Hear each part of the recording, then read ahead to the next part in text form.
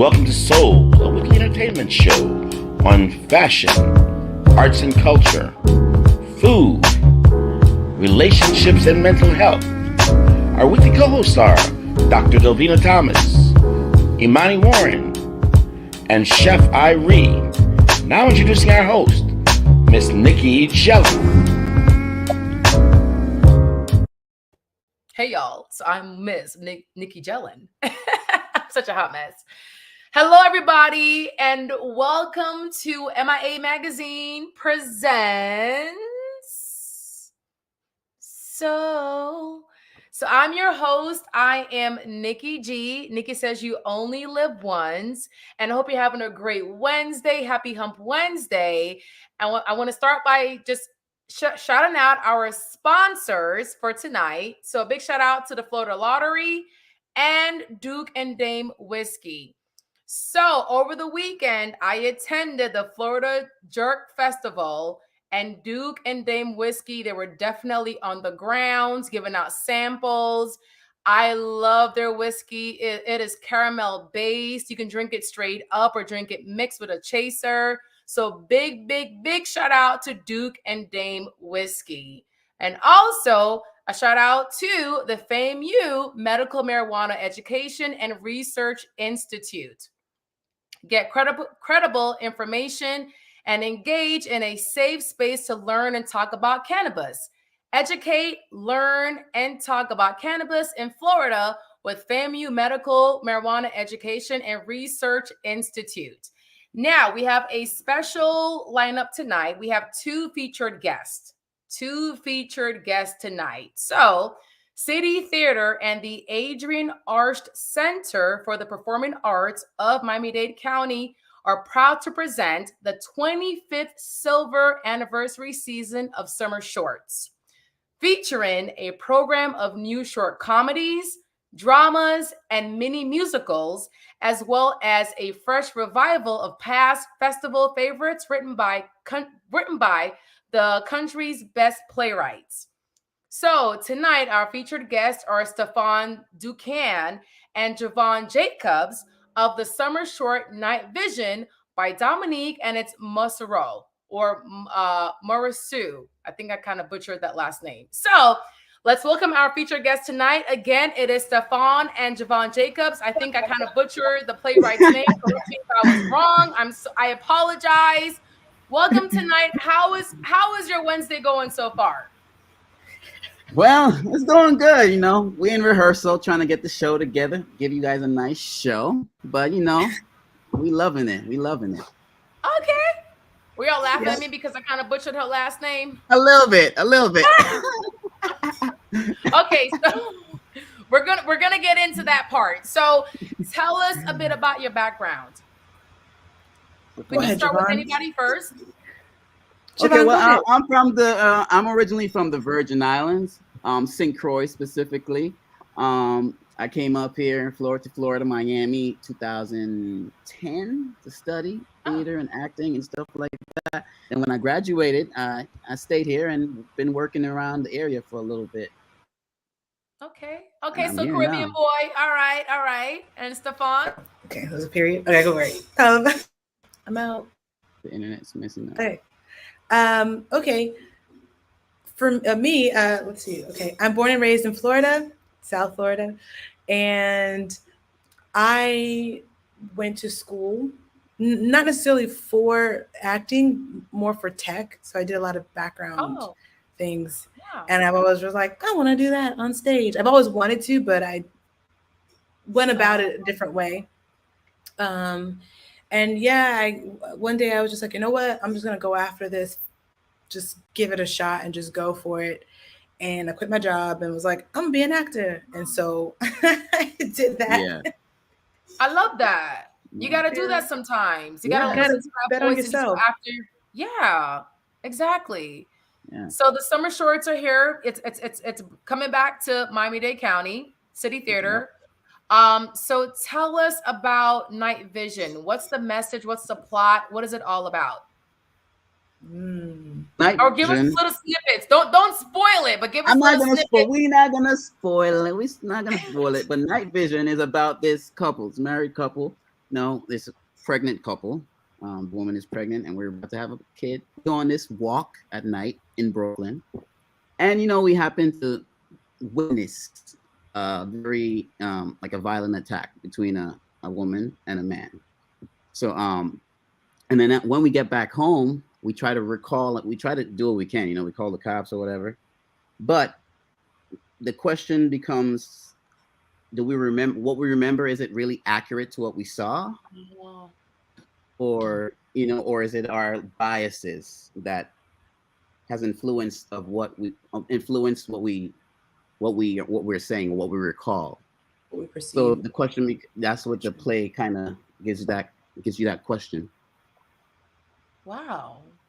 Okay, well, I have another question that I did not submit to you earlier, but I'm going to ask that afterwards, and hopefully I don't catch you off guard. So my other question is there a depiction with modern times and the message behind night vision? Yes. I mean, it also deals with like biases and stereotypes, and that is still prevalent. That's still happening. And how we take on information and act on it. So it's still modern. It doesn't go away. And in this play, it was kind of originally written for like a 10-minute play festival called like Facing the Truth, which talked about Trayvon Martin and race and privilege. And Trayvon Martin was what, like maybe 10 years ago, which is very recent. It may sound like a long time ago, but that's very recent. And George Floyd was what, 2 years ago? I mean, this is very modern to our times, and this play deals with this type of topic. Yeah, like I don't really know in depth what the plot is about, and I do plan on attending, one of the plays, because I want to see for myself and the audience as well. So that being said, given your roles as far as your characters, can you resonate in that role? Is it familiar playing that particular character? Yes. It sucks to admit that. Once you see it, you'll see what I mean. Because we all make assumptions of people or what we see and who they are based off of what we know as stereotypical ways people are, described, or how people are stereotyped. Well, preconceived notions, right? That's exactly. Everyone. That's it. But socially influenced. And how it damages us, because I don't want to spoil. I'm not gonna spoil it. Don't spoil it. So I don't want to say what it is. So yes, the fact that we all have stereotypes against ourselves, against others, and the judgment we make based off of those stereotypes, I will say I relate to that. It's not something that I'm proud of admitting, but it is something that is ingrained and was taught. And I can relate to that too, because I have complex. I mean, look at the color of my skin. It's beautiful melanin. What you talking about? Did you hear me or no? No. Yeah. Did you finish what you were gonna say? Jovon, can you hear me? Yeah, I can hear you now. It went out for a little bit though. Okay. Well, I was saying that you're beautiful melanin. Like your skin is beautiful melanin. You're just beauty. You're glowing all over. But you're gonna say something. So go ahead. Yeah. I'm like, look at the color of my skin. I'm living in America. Like, let's not play it down on what it is. When I walk into a room, usually, especially in this industry, in my industry, people notice that the color of my skin. Like, it's the first thing you notice. And when you walk into a room, you have certain ideas of a person, of a black guy walking into a room.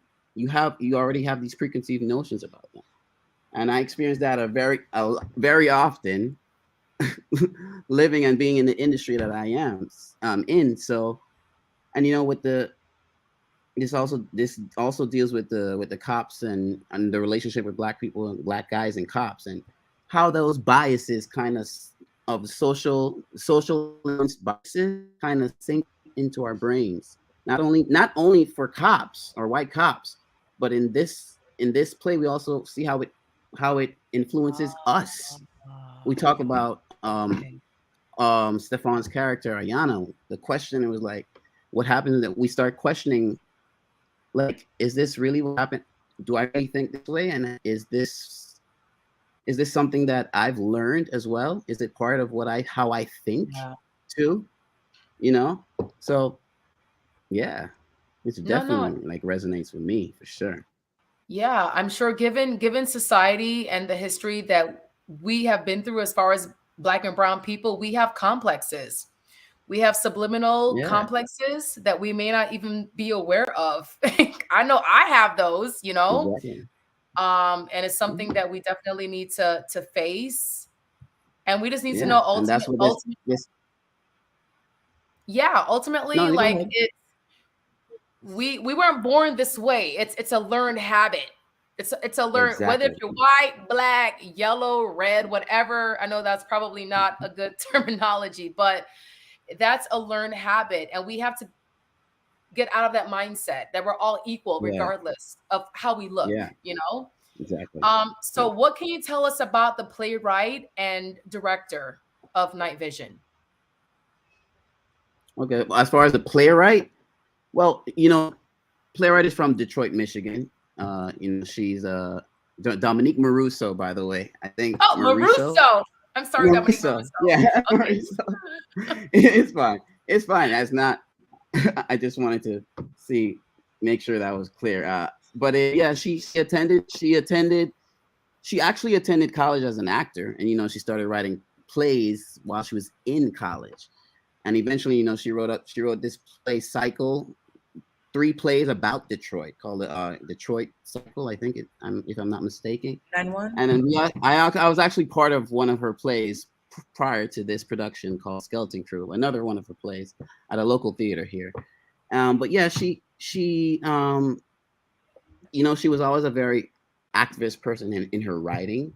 Yeah. You know, she always makes you question. She doesn't like make you think any way or another. It just makes you question and make you approach these things like, okay, this is what it is. You making this decision on how you look at it and how you see it.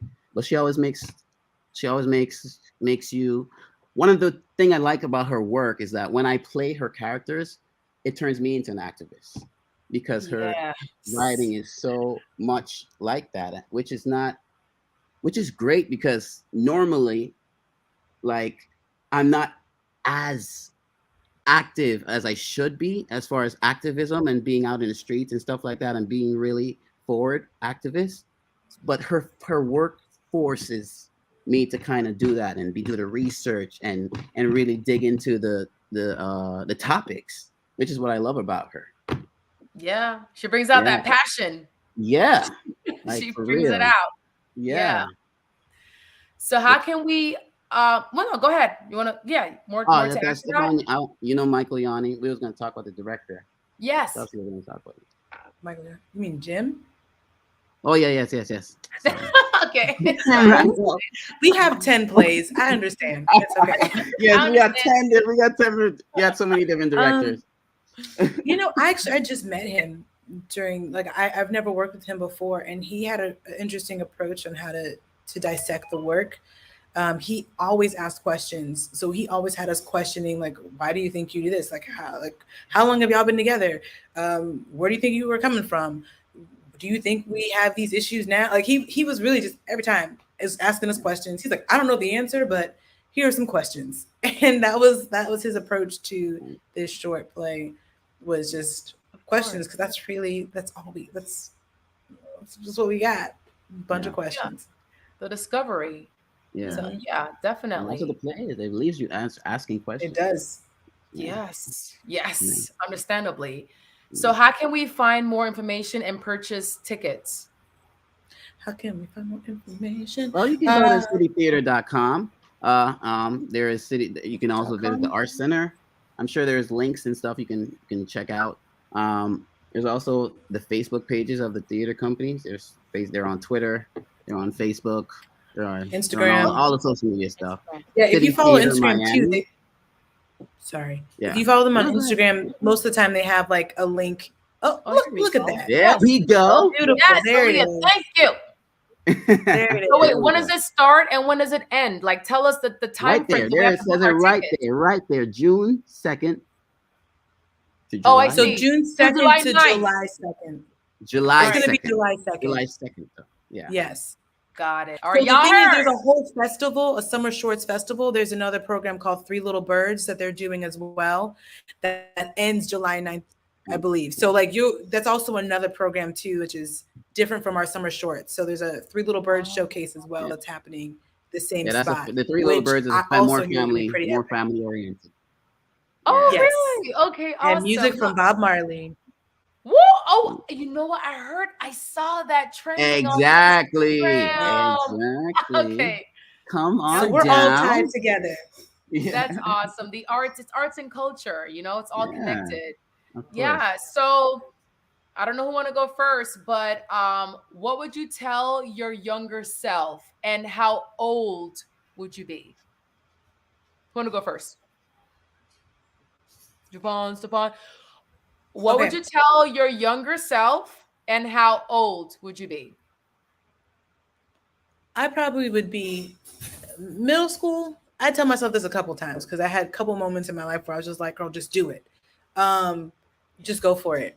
Go for it. If you have a passion, go for it. Go for it. Go for it. You won't regret it. Don't wait. Don't wait. Just go. That's what I would tell myself. Just do it. Yeah. As far as me, for me, I would tell my younger self, life is more than what you see in your everyday life. See around in your everyday life. There's a lot going on out there. Keep an eye open, and follow your dreams. Yeah. Always. Yeah. And one of our viewers, Christy Grace Chambers, she writes, "Awesome. This sounds thought-provoking." Yes, So, Christy. Definitely is. Definitely. Well, definitely is. Thank Summer you shorts, all. come on down and see us.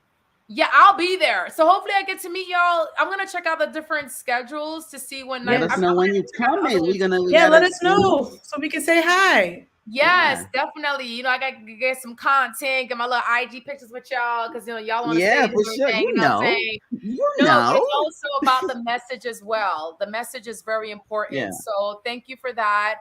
Thank you so much. I know you're currently in rehearsals and practicing right now. So really appreciative you taking the time out of your day to be on MIA Soul. So thanks again. And I'll see you on the stage real soon.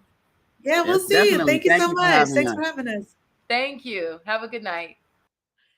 And y'all, so again, it was a really jam-packed Memorial weekend, and I had the opportunity to attend the Florida Jerk Festival in Lake Worth. I was also able to co-host the Jerk Cook-Off competition with Char's star, Charmaine Fenton, and it was such a great experience. We're going to play the video clip right now. It's about 2 minutes. Welcome to the 2022 Florida Jerk Festival. Based in Palm Beach. Chicken is well marinated. Now it's time to jerk. Y'all, it smelled good. I just found my favorite mixologist, Master Gorilla Key. She totally whipped up some Duke and Dane drinks. Y'all see her? She brought the energy. Thank you. Jerk Cook-Off judges, Wilkeen and Danella. And here is Cleveland Ice Cream. Located in Miramar. They have vegan ice cream, and catch this, jerk rum and raisin ice cream. And she has the jerk ice cream. Char the Star and I are ready to go ahead and kick off the Jerk Cook-Off competition. So we're trying to get the crowd ready to go back and see what the fun is all about. Y'all love jerk? Council General of Jamaica, Oliver Mayer, made an appearance. And y'all spy Dale Holness over there, former Broward County Mayor? And here are two of the chefs participating in the cook-off. The jerk cook-off competition is done, and Shar and I are ready to announce the winners. There was a third, second, and first place winner. Y'all, it was so much fun, and the judges had a really good time. Big up to all the chefs. Sponsors of the jerk cook-off competition. So big up to Grace Kennedy Money Services and Western Union. Third place vote. And now the concert series. Woo! The crowd got so big over time, right? Baby Sham performed. Yo, the crowd. I just kept looking at the crowd. Also, Ding Dong performed as well. Destra Garcia performed as well. Yo, it was good times, good vibes.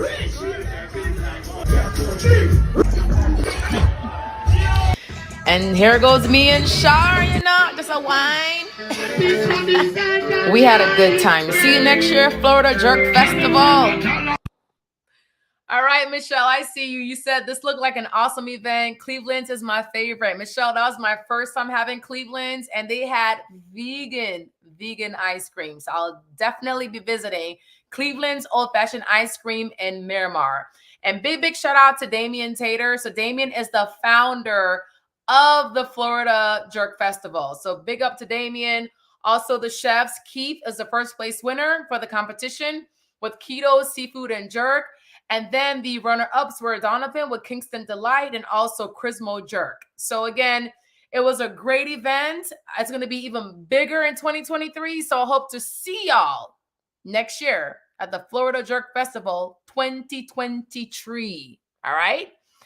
Now, on to my favorite co-host. So my first co-host, she is our board-certified psychiatrist and the founder of the Brain Love podcast. So Dr. Alma, a.k.a. Delvena, how are you this Hump Wednesday? Hey, Nikki, are you ready to take the couch? I was ready.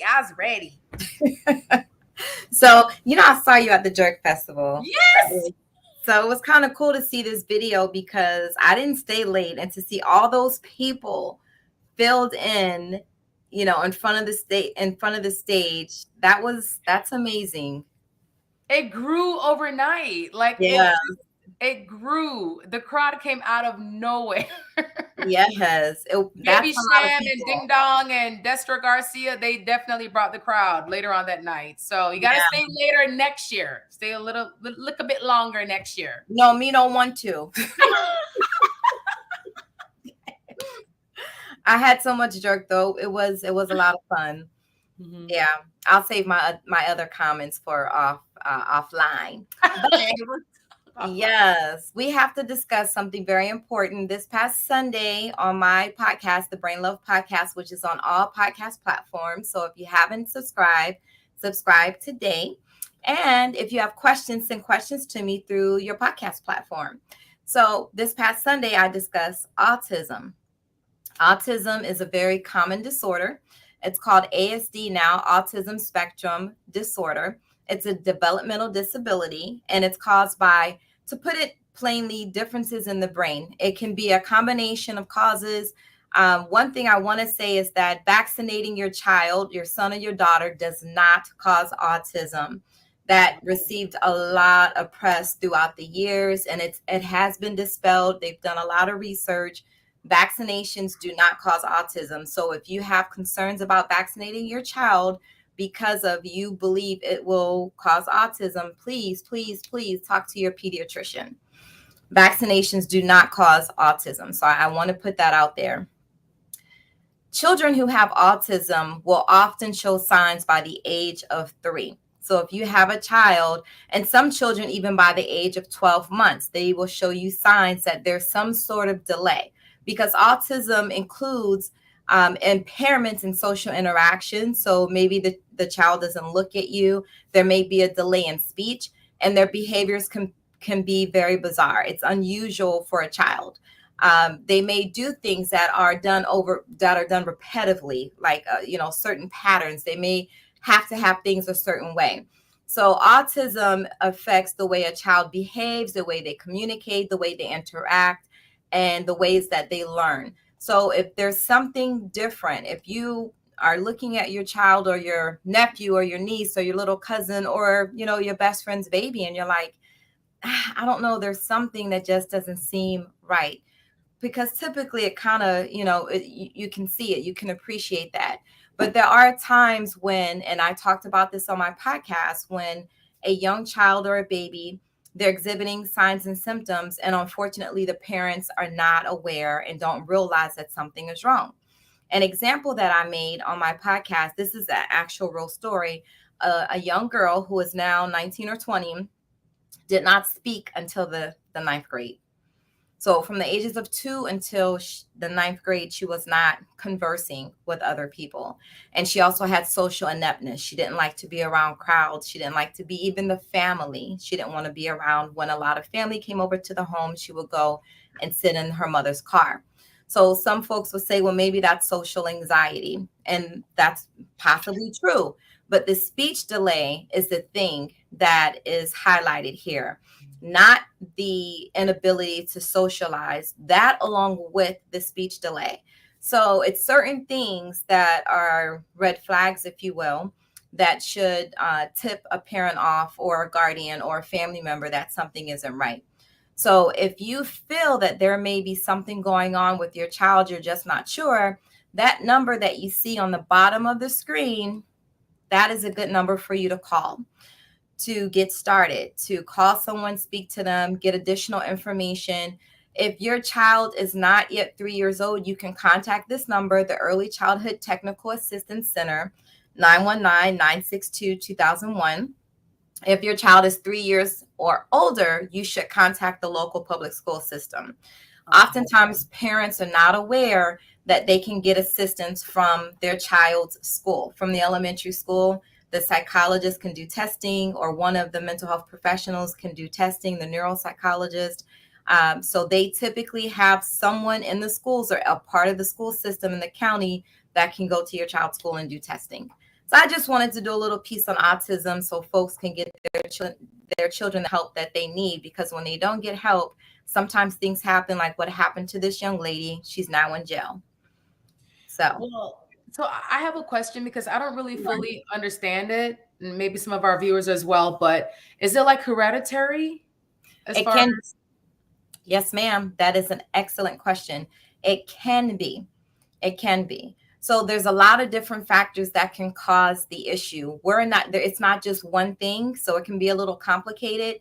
But if you have one child who has autism, then chances are their brother or their sister could also have autism. So we know a little about specific causes, but some of the evidence suggests that children could be at greater risk if there's a sibling who has ASD, autism, if there are certain genetic or chromosomal conditions. So these are things that affect the DNA.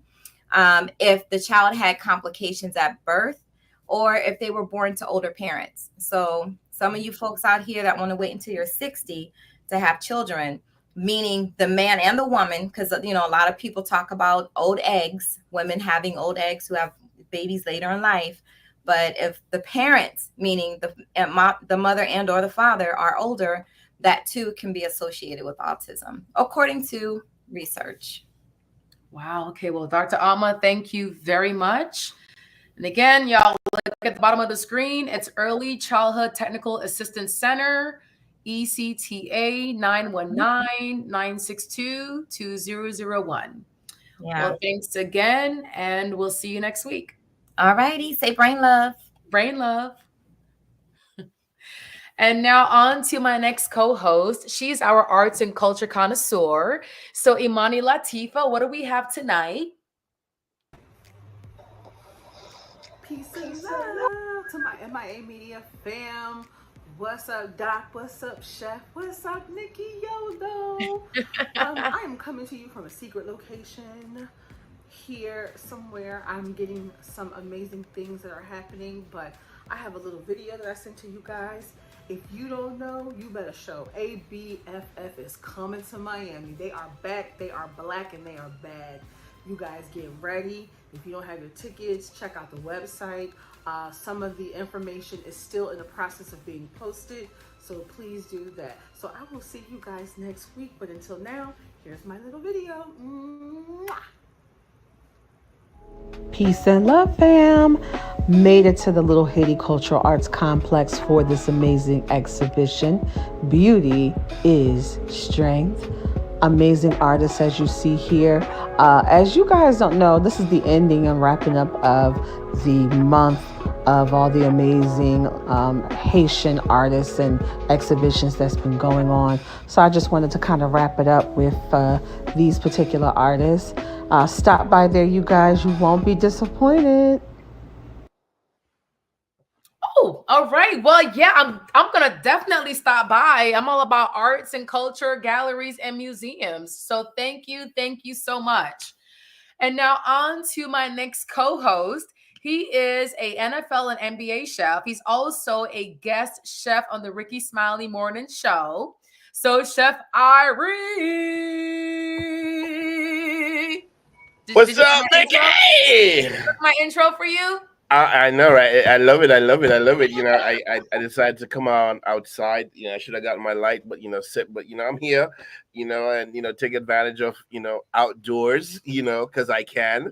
And of course, I have a drink in hand, darling. Duke and Dame, baby. Duke and Dame, baby. What you got?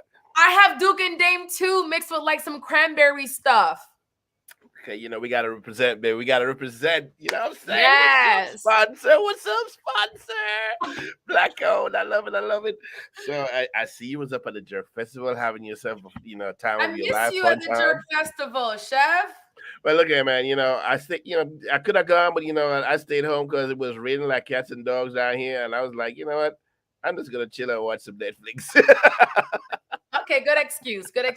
I'll see you next year. Oh man, but that's a good good segue because the Jerk Festival there sort of closed out kind of like a food vibe, for May. Definitely wasn't Haitian heritage vibes, but it definitely part of the food, and it's sort of right into what I'm going to talk about because today, June 1st, starts Caribbean American Heritage Month. Yes, and of course, I gotta represent, for some of the peeps, and so today, is World Milk Day. Don't know what that represent to other people, but it's also called World Milk Day, and the foods that are of this month, representative of this month, peppers and berries. Do with it what you must, my dear. Do with it what you must. But like I said, I'm here to rep my Caribbean peoples.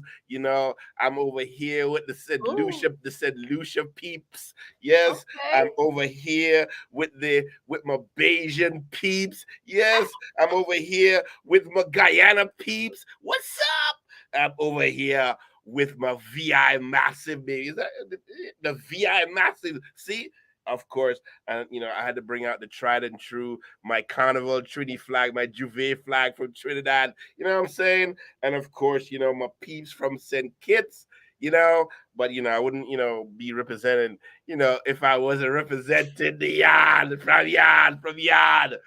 But of course, it is Caribbean Heritage, month, and I'd really want to just emphasize, the depth and the layers of food and flavors that comes from this region.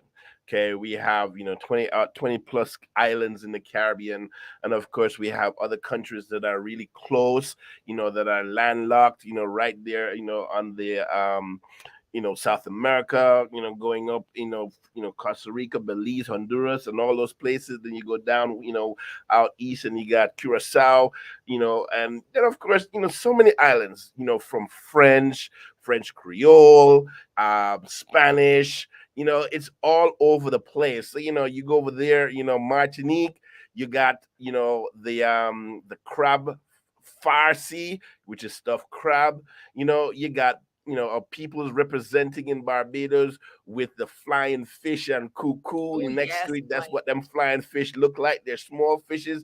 You don't get a huge amount of meat out of them, but a lot goes a long way.